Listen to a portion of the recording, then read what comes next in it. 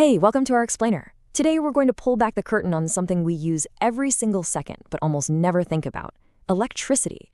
It is, no joke, the invisible force that powers our entire modern world. But what is it really?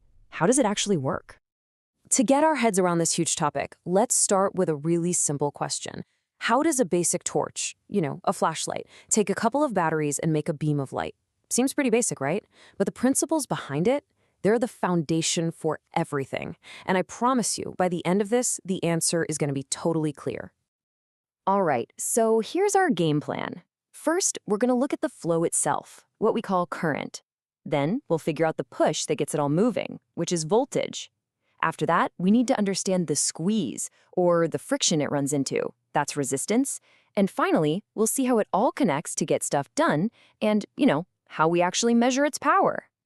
Okay, first things first, the spark. At its very heart, electricity is all about movement. It's a flow that makes things happen. And we have a name for that flow: electric current.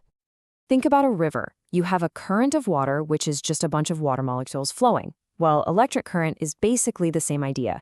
It's the flow of electric charge. Now, in the metal wires in your walls, these moving charges are teeny tiny particles called electrons. And we measure how much flow there is in a unit called amperes, or just amps for short. But here's the catch, and it's a big one. For that current to flow, it needs a complete, unbroken loop to travel on. We call that a circuit. This is literally why a light switch works. Think about our torch again. When you slide that switch to on, you're closing a little gap, completing the path. The electrons can flow from the battery, through the bulb, and back again. The second you switch it off, you break that path, and everything just stops. So if current is just a bunch of electrons flowing, that brings up a pretty obvious question, right?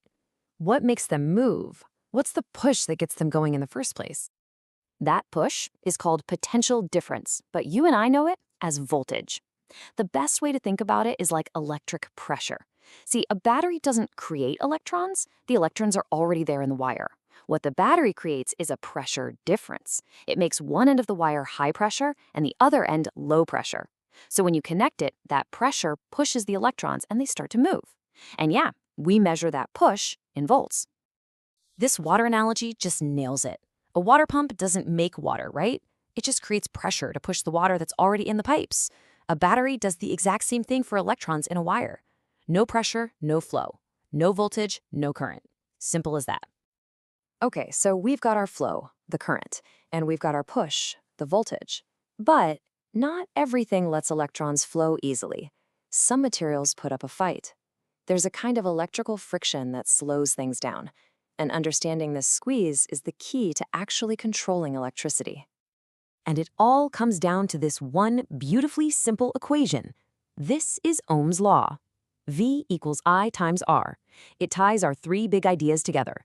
Voltage, the push, equals current, the flow, multiplied by resistance, the squeeze. It's the golden rule for most circuits. It tells you that if you have a certain amount of push, the more you squeeze, the less flow you're gonna get. Now check this out. This is Ohm's law in action. Look at this table. Every time we double the voltage, the push, the current, the flow also doubles. It goes up perfectly in step. But here's the cool part. If you divide the voltage by the current in any of these rows, you get the exact same number, 15. That constant value is the resistance, which we measure in ohms. So what actually causes this resistance? Well, it mostly boils down to four things. First, how long the wire is. The longer the path, the more friction the electrons face. Makes sense. Second, how thick the wire is. A thicker wire is like a bigger pipe. It's easier for things to flow, so there's less resistance. Third, and this is a big one, is the material itself. Copper lets electrons zip right through. Rubber basically stops them in their tracks. And finally, temperature can change things too. And the difference between materials is, well, it's just staggering. This chart gives you an idea. Look at copper, a conductor. Its resistance is basically 0. Then you have nichrome, which is what they use in toasters. It has much higher resistance, which is perfect for making heat. And then look at glass, an insulator. Its resistance is astronomically higher. It's not even on the same planet.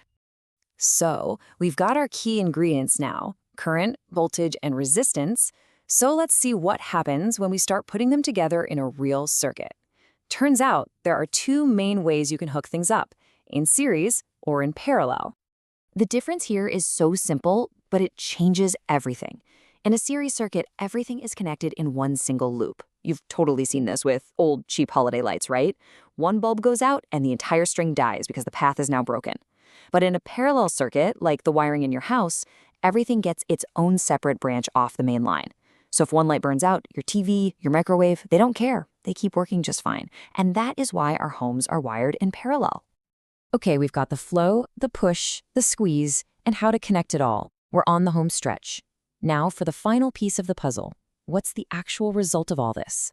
This is where we get to power and see the real-world effects of electricity. Electric power is really just about how fast a device uses energy. That's it. We figure it out by multiplying the voltage times the current, and we measure it in watts.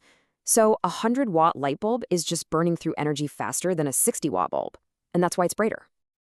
Now there's a side effect to pushing current through anything that has resistance. You've definitely felt it. It's heat. This is known as Joule's law of heating.